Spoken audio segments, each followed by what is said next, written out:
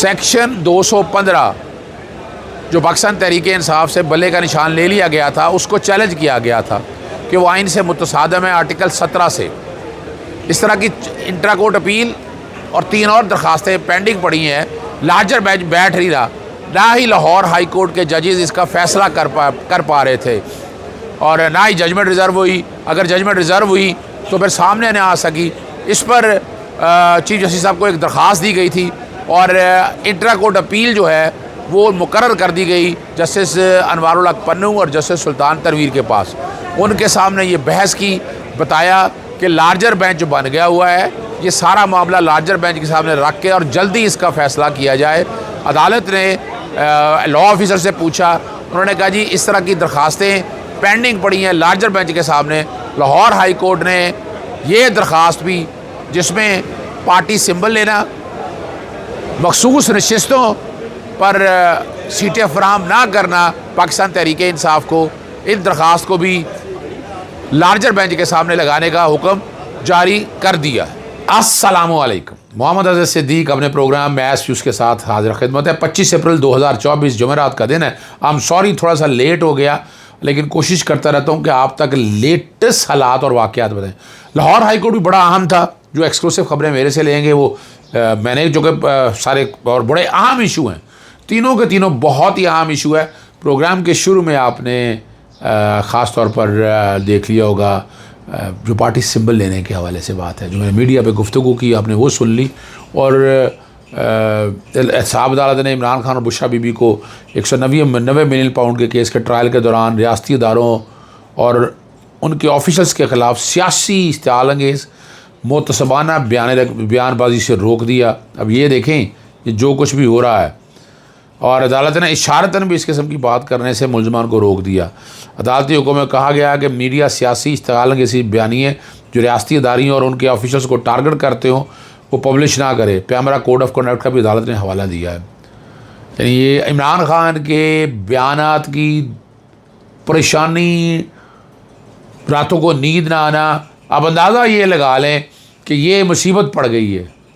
यानी आप आर्टिकल 19 और 19 का आप नहीं फराहम करना चाहते तो बाहर आने दें इमरान खान को।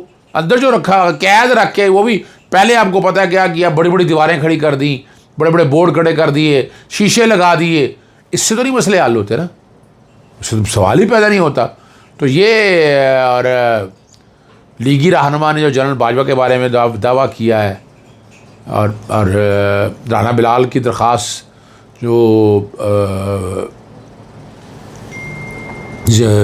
रिकाउंटिंग के हवाले से है, उसका फैसला जस्टिस शाहिद करीम, बहुत खूबसूरत फैसला लिखा है जस्टिस शाहिद करीम ने, उस पर बात होगी। सबसे पहले तो आपके सामने जो लाहौर हाई कोर्ट में आज मियाँ शबीर इस्माइल की इंट्रा कोर्ट की अपील की समाअत हुई जस्टिस अनवारुल हक पन्नू और जस्टिस सुल्तान तनवीर के पास। ये वाला वो मामला है जो गुड़िया की जान, जिन की जान नहीं होती गुड़िया में, ये वो वाला मामला है।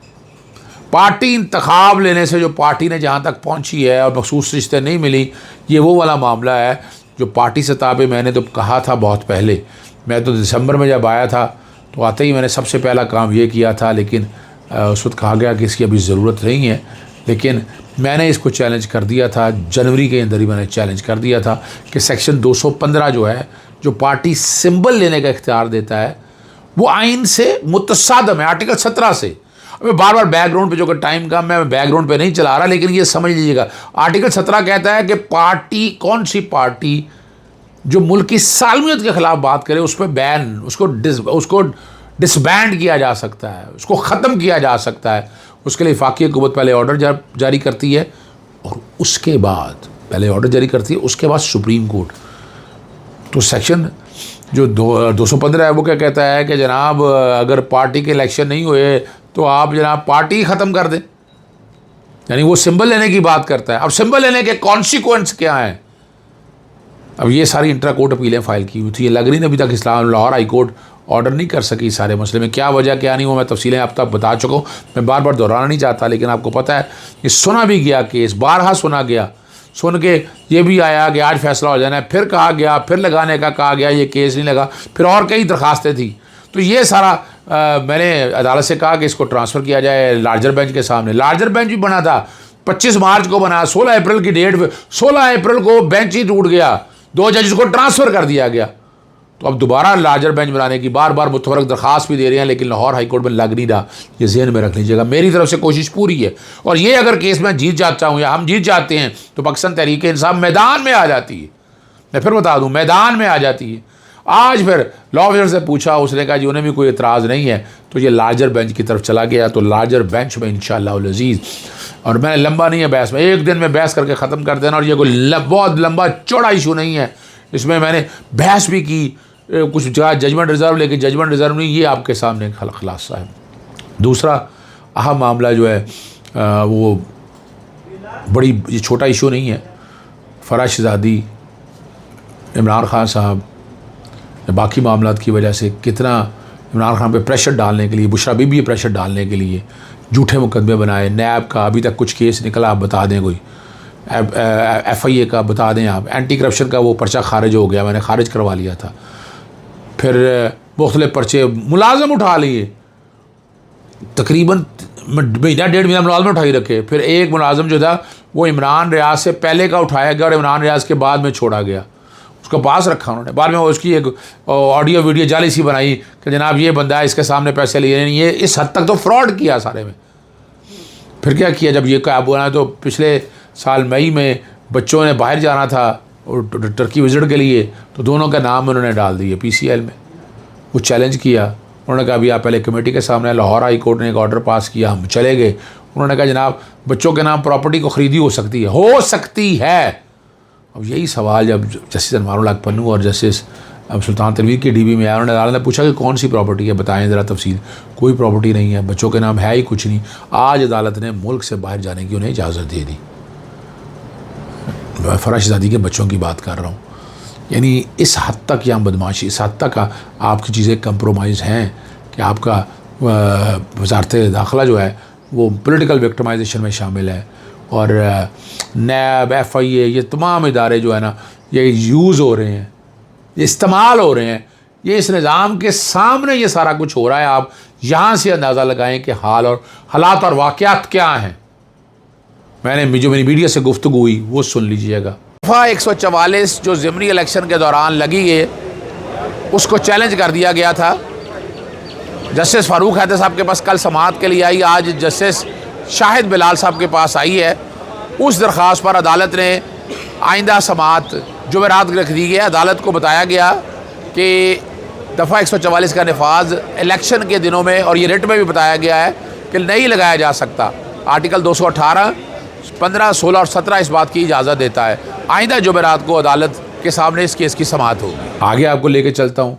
बहुत ही आम इशू है दफ़ा 144 का, इलेक्शन के दौरान दफ़ा 144 का नफाज।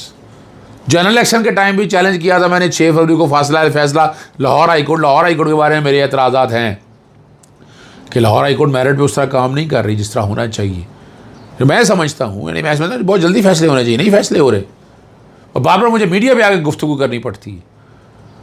वो ज़िमनी इलेक्शन में लगाया, वो अपना इलेक्शन से पहले लगाया था, लेकिन पे केस नहीं लगा।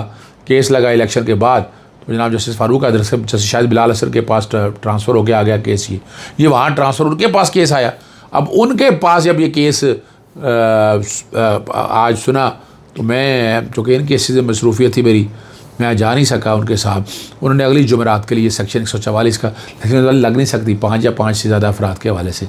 आगे चलते हैं आपको। और इरफान सिद्दीकी ने साबिक़ army chief general Qamar Javed Bajwa ने पैगाम दिया था कि अगर एक्सटेंशन ना हुई तो मुल्क में मार्शल लॉ भी लग सकता है। अब जो कस्में खा के, जो वादे करके, जो बातें वो करते रहे हैं, यहाँ से लाए। ताहम मियाँ मोहम्मद नवाज शरीफ जनरल बाजवा को एक्सटेंशन देने की मुखालिफ, वो मियाँ नवाज शरीफ के कहने पर तो एक्सटेंशन मिली थी। ये याद रख लीजिएगा। ये बड़ा सिंपल सी बात है जो आपको समझना है, और आप समझेंगे तो आपको आसानी होगी।